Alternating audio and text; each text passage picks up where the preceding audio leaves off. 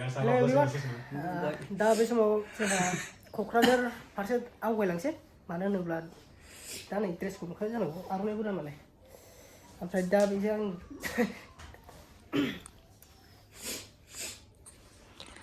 दा नै रेडि थांनो थाखाय माने जुबिननि मोनसे बार्थडेआनो जाबाय दा बेवहाय गान खनै नांगौ जोंहा मोनसे थांनांगौ जानानै दं बाव थांगोन आरो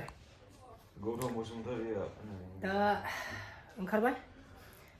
दा आंजों लोगोआव दंफायो नै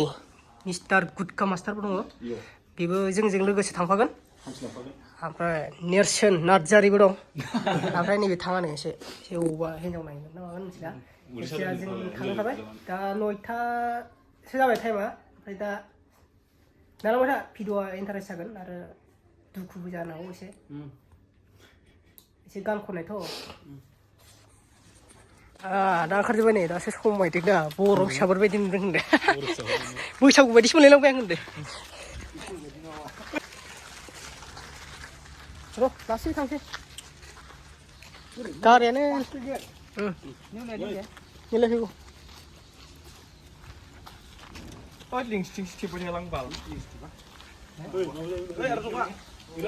दा गारि नेबावनांगौसो बास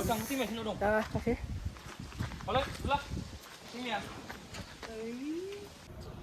दा गारि नेलायगासिनोलै नै एकदम थांनो खुलुमबाय लोगोफोर बेरेफुंजानि नै 10ता जाबाय 10ता 13 जों दा क'क्राझाराव थांसिगोन आरो बार्थडे जाहैनो दा बासआ ओरै फैगोन आरो ना ओमफ्राय दा जों बाव नेगासिनो किसान बाजाराव ओंखाम उखैखाबाय माथो दा मोनजागोन ना मोनजाया थिग गैया आरो ना गारियालाय बेनोथ' बोरै जाखो गारियानोथ' गारिया बोरै जाखो फैगौ 5 मिनिट वेट दाख्लै फैनाय बायदियाव फैगोन गोदाव सोरावसो जालाबायबाय मानसिफ्रा दासो फैदों गारिया दा गोबाव बेयाव दङ 2 घन्टासो नेनांबाय आरो लाया दा गारिया फैबाय नै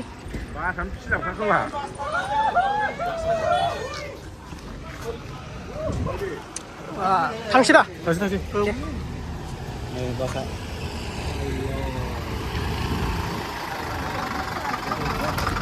सिङावसो गाखोलै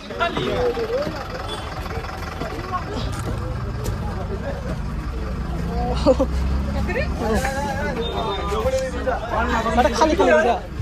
सिगाङाव गाखोनोसै नामाब्रा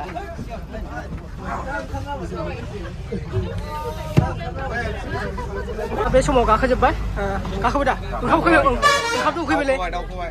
गाखोबाय ना ओंखाम उखैबाय हले गासिबो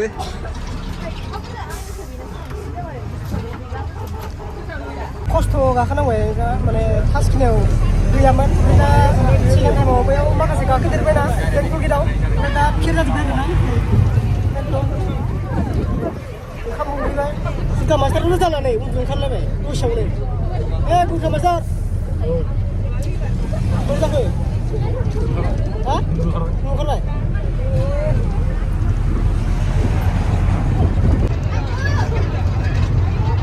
रोङा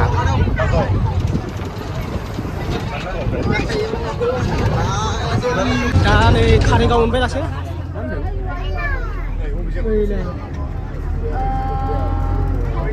क'क्राझार थांगोन दा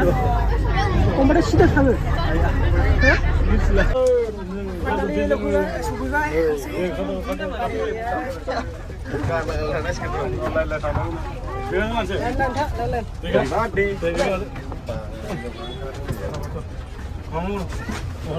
बिगा मान गालांखो माबाया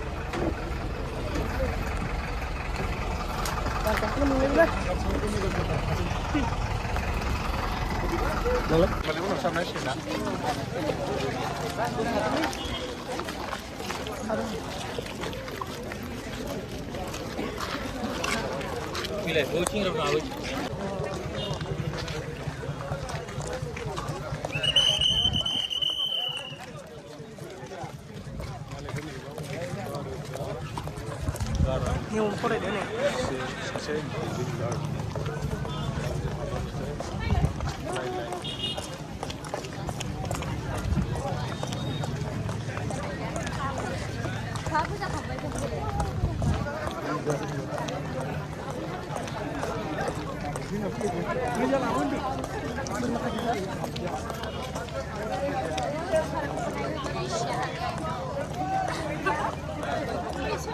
मा बुंदों मा बुंदोंमोन जै जुबिन गार्ग जै बिथाङा थांना थानायमोनबा एसे मोजां जागौमोन आरोना दाख्लैबो जों रिलि होनाय बायदि थाबायलांगासिनो बेसेबांबा गोजान जाबाय बेसे गोजान दा अबेथाय जायगायाबो मिथिया आरोना माने थाबायलांगासिनोसो जायखिया डिस्ट्रिक्टआ क'क्राझार डिस्ट्रिक्टआ क'क्राझारानो आरोना खिन्थु जोंखौसो मा होनो बेखौ प्लेनिं मिस्टेक जादों आरोना ओमफ्राय मा होनो माबाखौ खोन्थानो होन्दोंमोन जों कारिगावनि गेटखौ नुवासै आरोना ओरै फैबाय नालाय ओंखाम उखैबाय दे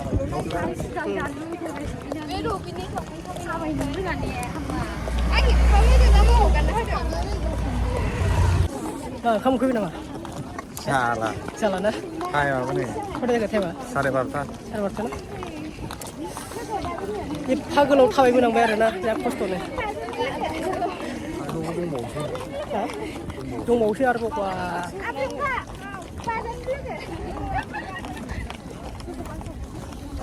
दे मेंजोब्बाय फैनानै नै दासो गेटआव मोनदों होनदों साइन्स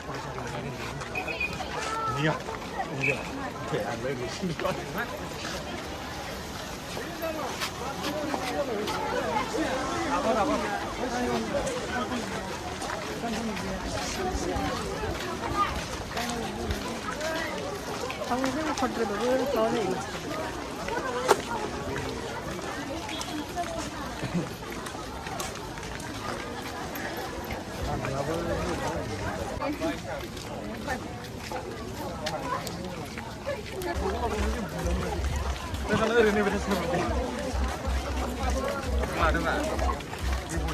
माबा जायो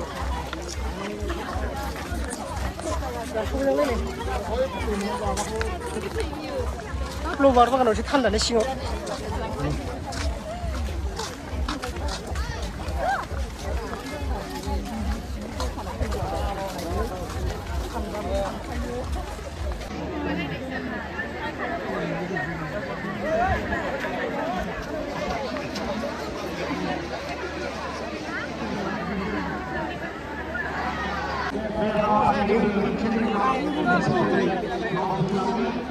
बेयाव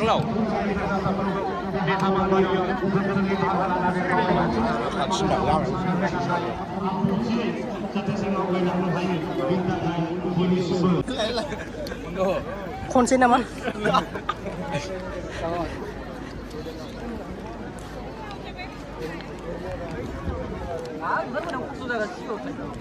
हा अ थांगो माखासेफ्रालाय अ नेव जुबिननि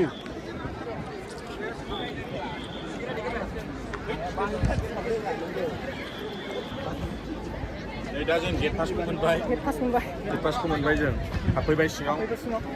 बिदिनोबा बेखौ मोनजागोन ना मा मोनजागोन जों दा दसे थानानै गान खनसिगोन प्रग्राम जासिगोन गेट पास मोनबाय जुबिनदानि कुपन नाम्बार 26749 नो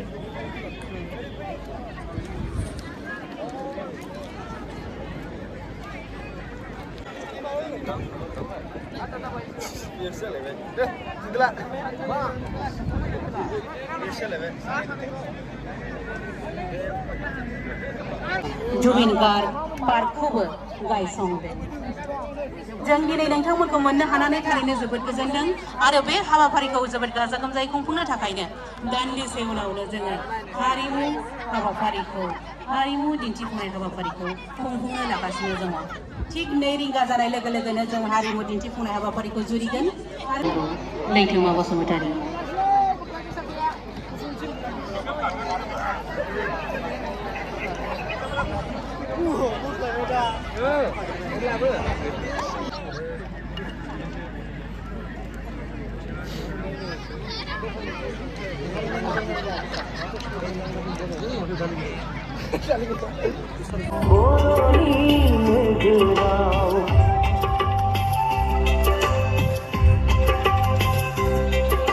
Kukunday gakoy na station.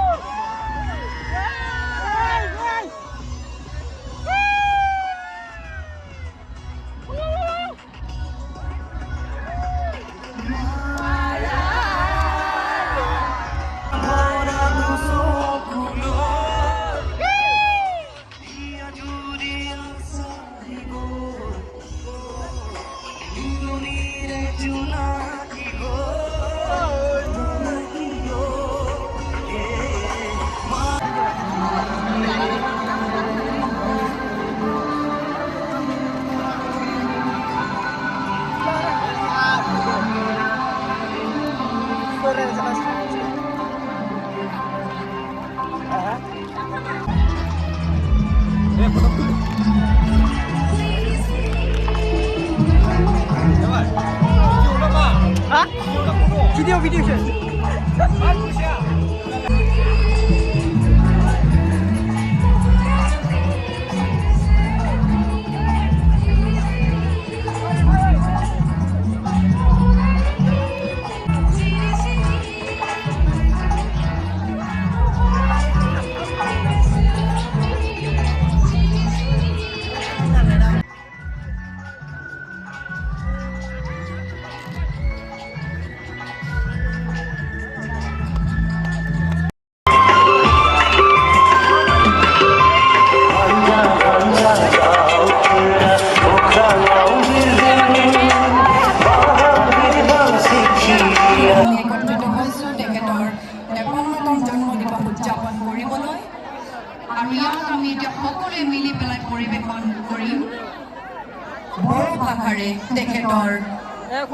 সৃষ্টি মায়াবিনী গীত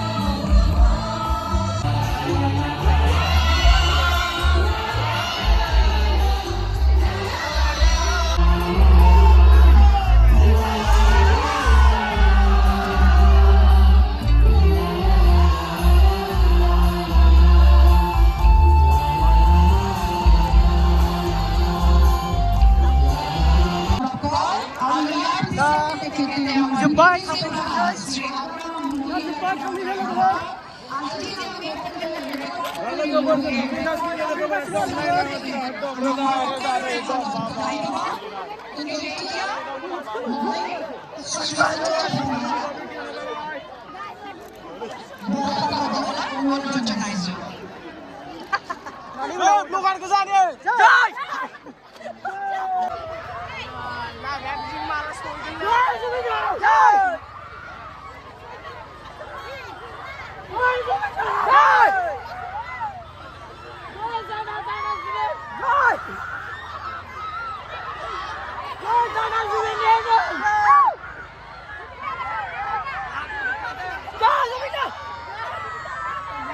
Kamastara oंखारबाय मेंनानै फैबाय आरोना एकदम होदाव होदाव फैबाय हिनजावफोर नायबोबाय गार्लफ्रेन्डबो बानायबोबाय मालाय गोदान मोनबाय ओमफ्राय नै तामुलपुरनि हिनजावबो बानायना फैबाय मालाय गोदान मोनबाय